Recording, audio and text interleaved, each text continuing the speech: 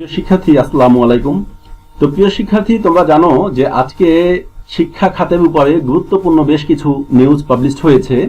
তো এর মধ্যে আজকে আমি তোমাদেরকে এই মুহূর্তের জন্য যে নিউজটি আমি তোমাদেরকে দিচ্ছি, শিক্ষামূলক নিউজ, সেটা হলো তোমরা যারা 2021 সনের এইচএসসি পরীক্ষার্থী রয়েছ কিংবা এইচএসসি পরীক্ষার্থী রয়েছ, অনেকেরই কিন্তু ধারণা যে 2021 সনের এইচএসসি অথবা এইচএসসি পরীক্ষা আসলে হবে কিনা, নাকি আমাদেরও অটো পাস দিয়ে দেওয়া হবে। প্রিয় শিক্ষার্থী, তোমাদের জন্য অত্যন্ত গুরুত্বপূর্ণ যে নিউজটা চলে এসেছে, এই অল্পক্ষণের মধ্যেই যে নিউজটা এসেছে আমরা দেখতে পাচ্ছি, সেটা হলো যে তোমাদের পরীক্ষা 100% হবে এবং তোমাদের সময় মতোই পরীক্ষাটা নেওয়া প্রিপারেশন এখনো চলতেছে। যদি কোনো কারণে কোনো সমস্যার সৃষ্টি না হয়, সেই ক্ষেত্রে তোমাদের পরীক্ষা হবেই। তবে যদি কোনো কারণে কোনো এদিক সেদিক হয়, তোমাদের হতে পারে এতটুকু যে তোমাদের পরীক্ষার ডেটটা চেঞ্জ হবে, বাট তোমাদের পরীক্ষা হবে। এমন না যে তোমাদের অটো পাস দেওয়া হবে, এটা কোনোই সম্ভাবনা নেই। প্রিয় শিক্ষার্থী, এখানে আমি আরও একটা কথা বলে রাখি তোমাদের, সেটা হলো তোমাদের পরীক্ষার এখনো যথেষ্ট সময় আছে, অনেক দিন আছে। তোমরা জানো যে করোনা যদি এমনও হয় যে বেড়ে যায়, তাহলেও কিন্তু এর ভিতরে দেখা যায় যে এর জন্য মেডিসিন বের করে ফেলা হবে, বিভিন্ন কিট বের করে তোমাদের এটা সলিউশন করে ফেলা হবে, যার কারণে তোমাদের পরীক্ষা না হওয়ার কোনো সম্ভাবনাই নেই। তোমাদের বাসায় বসে পড়াশোনা চালিয়ে যেতে হবে।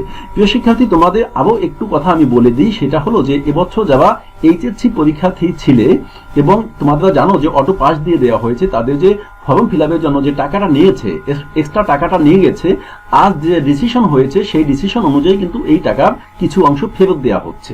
তো তোমরা এই বিষয়টি তোমাদের সংশ্লিষ্ট যারা যে কলেজের অধীনে তোমরা ফর্ম ফিল আপ করেছো, এখানে যোগাযোগ করলেই তোমরা হয়তো পেয়ে যাবা।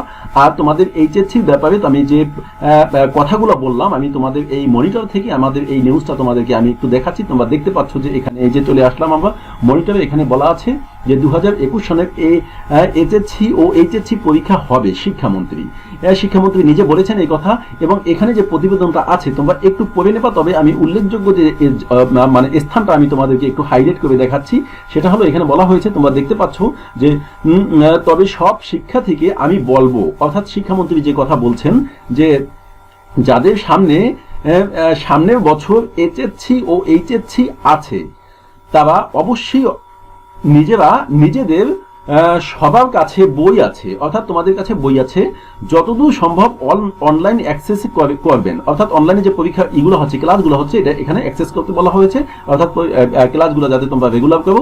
এবং যে কথা বলা হয়েছে, আপনারা পড়াশোনা চালিয়ে যান, কারণ পরীক্ষা যদি কিছুদিন পরেও হয়, সময় মতো হয়তো করার আমরা চেষ্টা করব, অর্থাৎ সময় মতো করার চেষ্টা করবে পরীক্ষাটা। সময় মতো হলে তো হলোই, না হলে যদি কিছুদিন পরেও হয় তাহলেও কিন্তু পরীক্ষা হবে, যে কথাটা স্পষ্ট এখানে বলা আছে। তো যাই হোক, আরো কিছু কথা এখানে আছে, তোমরা এখান থেকে দেখে নিও, আমি তোমাদেরকে এই ব্যাপারে সময় নষ্ট করতে চাচ্ছি না। আর তোমাদের যে কথা বলছিলাম, আর তোমরা তো জানো যে যারা এবছর মাধ্যমিক পর্যায়ে বিভিন্ন ক্লাসে রয়েছে, যে 6 থেকে একদম 10 পর্যন্ত, প্রত্যেকেরই অটো পাস দিয়ে দেওয়া হচ্ছে। এবং সেই ক্ষেত্রে তোমাদের কি করা হচ্ছে, তোমাদের করা হচ্ছে যে একটা অ্যাসাইনমেন্ট দেওয়া হবে, প্রতি সপ্তাহে অ্যাসাইনমেন্টগুলো প্রস্তুত করে তোমাদের জমা দিতে হবে, এবং পরবর্তী ক্লাসে তোমাদের কিভাবে পড়াশোনা করানো যেতে পারে এই ব্যাপারে এই অ্যাসাইনমেন্ট দ্বারা মূল্যায়ন করা হবে। তো যাই হোক, প্রিয় শিক্ষার্থী, সকলকে ধন্যবাদ জানিয়ে আমি আজকে এখানে শেষ করছি। আল্লাহ হাফেজ।